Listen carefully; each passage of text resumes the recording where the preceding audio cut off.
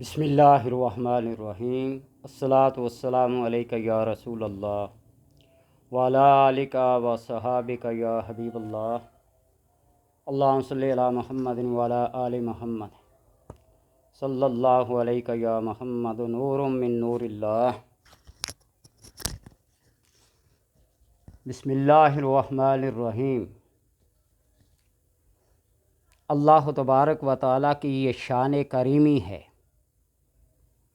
جو اس سے مانگتا ہے، جو مانگتا ہے وہی عطا کرتا ہے، اگرچہ مانگنے والا شیطان اور ابلیس ہی کیوں نہ ہو، بہت بڑا مردود اور کافر اور منکر ہی کیوں نہ ہو، لیکن اس کے سوال پر اس کا جواب اسے ضرور ملتا ہے۔ وہ جو مانگتا ہے اسے اللہ ضرور دیتا ہے۔ یہ اس کی شان کریمی ہے، اور یہ بھی اللہ کی صفت ہے کہ جسے چاہے جنت میں داخل کر دے، جس کو چاہے دوزخ میں داخل کر دے۔ مالک اپنی ملک میں جو چاہے تصرف کر سکتا ہے، اس کو پوچھنے والا کوئی نہیں۔ ہزاروں سال کی عبادت کو حقارت کر کے جہنم میں ڈال دینا اس کے لیے کوئی بڑا مسئلہ نہیں، اور ہزاروں سال بدکاری کرنے والے کو جنت میں ڈال دے، اسے پوچھنے والا کوئی نہیں۔ کئی واقعات احادیث میں، سیرت کی کتابوں میں، وہ بلی کو بھوکا پیاسا مارنے والی دوزخ میں، وہ کتے کو پانی پلانے والی کنویں سے نکال کر جوتے میں، گنہگار وہ جنت میں۔ یہ اس کی شان کریمی ہے۔ بلم اور کو اس کی ہر مستجاب الدعوات ہونے کے باوجود اللہ اسے عطا کرتا رہا، اور جب اس کو جہنم کا کتا بنا کے اس میں ڈال دیا جائے گا تو اس کے اپنے اس تقدیر کے مطابق جو اللہ نے اس کے متعلق لکھ دیا تھا وہ ہو کر رہے گا۔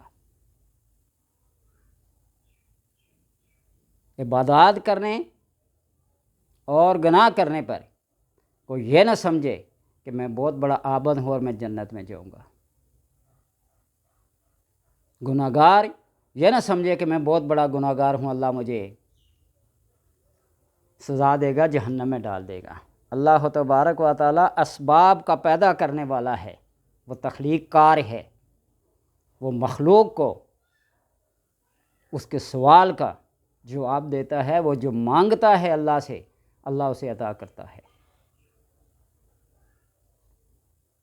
وہ بلم اور موسیٰ علیہ السلام کے خلاف کتنی بددعائیں دی، کتنا مستجاب الدعوات تھا وہ، کہ ایک نبی کے خلاف اس کی دعا قبول ہو گئی، لیکن اس کے بعد وہ جو ذخیرہ جمع کیا ہوا تھا اللہ نے ختم کر کے اس کو جہنم میں ڈالنا ہے۔ اس کی جگہ اصحاب کہف کے کتے کو اللہ پتہ نہیں کیا بخشش، کیا عطا کرے گا۔ ابلیس نے بھی جب سجدہ کرنے سے انکار کیا تھا تو اپنی درگاہ سے، بارگاہ سے، اپنے قرب سے اس کو دھتکار دیا، لیکن جب اس نے سوال کیا کہ اللہ مجھے قیامت تک کے لیے مہلت دے دے، تو اللہ نے کیا اسے مہلت نہیں دی؟ ضرور دی ہے۔ اس نے جو سوال کیا نا، مہلت دے دے، اسے مہلت مل گئی۔ یہ ساری باتیں کہنے کا مقصد یہ ہے، کرنے کا، کہ اللہ کے اسماء سارے کے سارے اسم اعظم کہلاتے ہیں، اور جب بھی کوئی بندہ اسم اعظم سے دعا کرتا ہے تو اللہ تبارک و تعالیٰ اس کی دعا کو رد نہیں کرتا، اس کے سوال کا اسے جواب مل جاتا ہے، آگے وہ بندہ اس کو سنبھال سکے یا نہ سنبھال سکے۔ تو اس لیے کہتا ہوں کہ لوگوں کا یہ تجسس ہوتا ہے، لوگوں کی یہ خواہش ہوتی ہے مجھے کوئی ایسا اسم اعظم مل جائے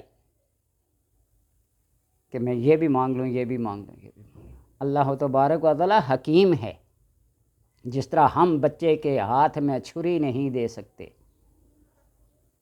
وہ کہیں کاٹ نہ لے، لیکن جب بچہ وہی سمجھدار ہوتا ہے، کیا پتہ وہ اسلحہ بنانے والے کارخانے کا انجینئر بن جائے، اس وقت اسے شعور حاصل ہو جاتا ہے کہ یہ چیز نقصان دہ ہے اور یہ چیز فائدہ دینے والی ہے۔ اسی طرح اللہ جب جسے اپنا قرب سے نوازتا ہے، اس کی ادا اسے پسند آ جاتی ہے، اس کی آواز اسے پسند آ جاتی ہے، اسے دیتا تو ضرور ہے، لیکن اس کی پکار، اس کا عمل اللہ تبارک و تعالیٰ کو یاد کرنا پسند ہوتا ہے، اس لیے وہ جلدی جلدی دیتا نہیں، اور جو اللہ کو ناپسند ہوتے ہیں نا، جلدی جلدی دے کے کہتا ہے بس جان چھوڑائیں۔ بے شمار ایسے واقعات اور حالات ہیں جی۔ اس لیے یا سمیع یا سمیع یا سمیع، اللہ تبارک و تعالیٰ کے اس اسم کو آپ پڑھیں، اس کا ورد کریں، اس کی عمل بنیں، اللہ تبارک و تعالیٰ آپ کی ہر بات کو سن کر اس کا جواب دے گا۔ ان اللہ سمیع بصیر، وہ دیکھنے والا بھی ہے، سننے والا بھی ہے، علیم بذات الصدور بھی ہے۔ لب ہلنے سے پہلے، دل میں خواہش آنے سے پہلے، دماغ میں اچھے برے فیصلہ کرنے سے پہلے اللہ تبارک و تعالیٰ اس بات کو جانتا ہے۔ تو اس لیے بعض لوگ بڑے جلد باز ہوتے ہیں، اور آج بھی لوگ کئی کہتے ہیں وہ جی آپ نے جو وظیفہ دیا تھا اس سے تو کوئی فائدہ نہیں ہوا، اتنا عرصہ پڑھا، یہ کیا وہ کیا۔ بھائی ہم صرف بتانے والے ہیں، دینے والے نہیں، عطا کرنے والے نہیں۔ اللہ تبارک و تعالیٰ کے حبیب صلی اللہ علیہ وسلم فرماتے ہیں اللہ عطا کرنے والا ہے اور میں تقسیم کرنے والا ہوں۔ ہم نے جو کچھ پڑھا ہے لکیر کے فقیر بن کے، وہ بات آپ کو تک پہنچا رہے ہیں کہ اس اسم کے پڑھنے کا یہ فائدہ ہے، اس ٹائم پہ پڑھیں، اتنی تعداد میں پڑھیں، یہ کام ہے ہمارا بتلانا۔ آگے فائدہ دینا، نقصان دینا، نفع اور نقصان کا مالک اللہ تبارک و تعالیٰ ہے۔ حدیث قدسی ہے نا، سارے جن و انس مل کر کسی انسان کو فائدہ پہنچانا چاہے تو نہیں فائدہ پہنچا سکتے جب تک اللہ فائدہ نہ پہنچائے، اور سارے جن و انس مل کر کسی انسان کو نقصان پہنچانا چاہے تو اللہ اسے نقصان نہیں پہنچاتا جب تک وہ اللہ نہ اسے نقصان پہنچائے۔ تو اس لیے ان اسماء کو، ان وظائف کو بیکار اور فضول سمجھ کر نہیں کرنا، نیت صالح اخلاص کا ہونا ضروری ہے کہ بڑے بڑے ایماندار کہلانے والے، متقی اور پرہیزگار کہلانے والے، ان کا اخلاص، ان کا تقوی صرف ظاہر میں ہوتا ہے، باطن میں نہیں ہوتا۔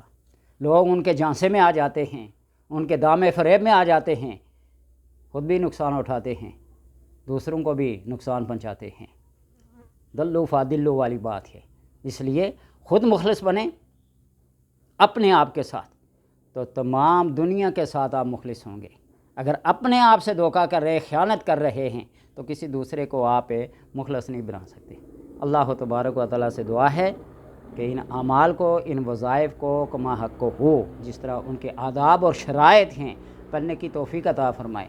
گلہ اور شکوہ کرنا، شکایت کرنا، مجھے کوئی فائدہ نہیں ہوا، مجھے یہ ہو گیا وہ ہو گیا، یہ اللہ تبارک و تعالیٰ کے اختیار میں ہے، دیتا وہ ضرور ہے، اس کا سنبھالنا یا نہ سنبھالنا یہ آپ کی ذمہ داری ہے۔